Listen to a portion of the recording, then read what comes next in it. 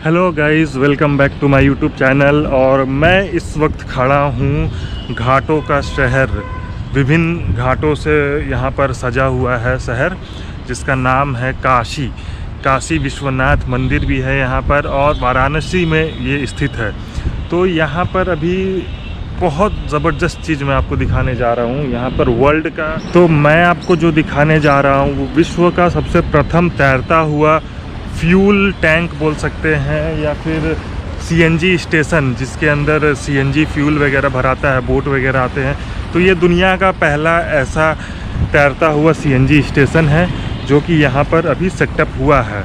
और इस शहर के बारे में मैं बताऊँ आपको, मैं जिस घाट पर हूँ वो घाट का नाम है नमो घाट, और मेरे उस तरफ जो है वो वरुणा घाट है लास्ट, और इस तरफ जो घाट है लास्ट 80 घाट है।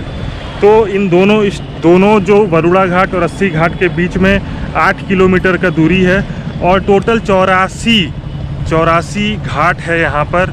और इन सब घाटों से के बीच में बसा हुआ है, अगल बगल किनारे किनारे बसा हुआ है काशी शहर, जो कि मैं आपको दिखा रहा हूँ अभी। और जो ये नमो घाट है जो अभी बनकर तैयार हुआ है, ये अभी सबसे रिसेंटली बना है। ये घाट अराउंड 1 साल पहले की बात है। और यहाँ से कनेक्टिविटी मैं बता दूँ, रेलवे स्टेशन का कनेक्टिविटी है, एयर कनेक्टिविटी भी है। यहाँ पर 2 हेलीपैड है बने हुए हैं, जो कि मैं अभी थोड़ी देर में दिखाऊंगा आपको। हेलीपैड भी है और वाया रोड भी आप यहाँ कनेक्ट करता है चीज़ों को। तो 3 तरीके का कनेक्टिविटी यहाँ पर है, जल, थल और वायु। आज से 2-3 साल पहले तक यहाँ पर बहुत ही जर्जर अवस्था थी घाटों का, बहुत साफ़ सफाई नहीं था एकदम बिल्कुल, और बहुत ही ज़्यादा गंदगी था। अभी देखिए यहाँ पर किस तरीके से भव्य तरीके से इस घाट का निर्माण किया गया है। और दुकान सब, मेरे पीछे स्टॉल वगैरह भी लगा हुआ है, काफ़ी सारा डेवलपमेंट हुआ है यहाँ पे।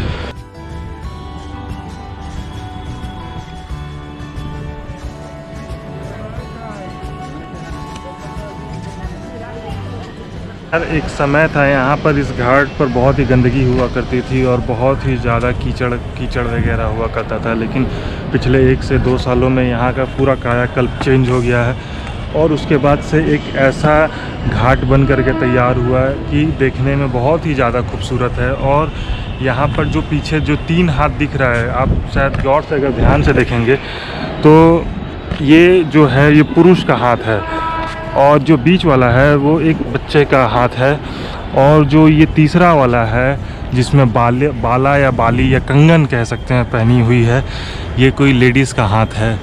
और ये कुछ इस तरीके से सूर्य नमस्कार तरीके से कुछ दर्शा रहा है। एग्जैक्टली मुझे भी नहीं मालूम, जो मुझे समझ में आया मैंने डिफ़ाइन कर दिया। तो कुछ ऐसा था। और अभी बनारस एक स्मार्ट सिटी के तरफ कदम बढ़ रहा है। तो और इस घाट पर जो भी चीज़ निर्माण में लगा है, या तो वो मेक इन फॉर इंडिया का प्रोडक्ट है, या तो वोकल फॉर लोकल पर ज़्यादा फोकस किया गया है। और इस आधार पर यहाँ पर चीज़ें बनी हुई हैं। और अगर देखेंगे यहाँ पर तो वाटर एक्टिविटी वगैरह, वाटर स्पोर्ट्स वगैरह यहाँ पर सब होता है। और ये जो घाट है यहाँ पर आकर के ये इसका निर्माण ख़त्म हो जाता है, यहाँ से दूसरा निर्माण चालू है इसके आगे से, बिकॉज़ ये दूसरा घाट है। तो एक घाट से दूसरे घाट की कनेक्टिविटी यहाँ पर बनाया जा रहा है, जिसके माध्यम से सारे घाट को एक दूसरे से कनेक्ट कर दिए जाएंगे, और इससे घूमने फिरने में ज़्यादा ईजी हो पाएगा। तो ये था कुछ नमो घाट का विवरण, और इसके बाद हम लोग चलते हैं नेक्स्ट प्लेस पे।